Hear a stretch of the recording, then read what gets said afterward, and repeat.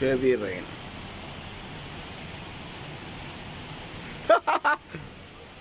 பாரு எப்படி இருக்குண்ணே. புர்ஜ் கலிஃபா ஒன்றும் தெரில.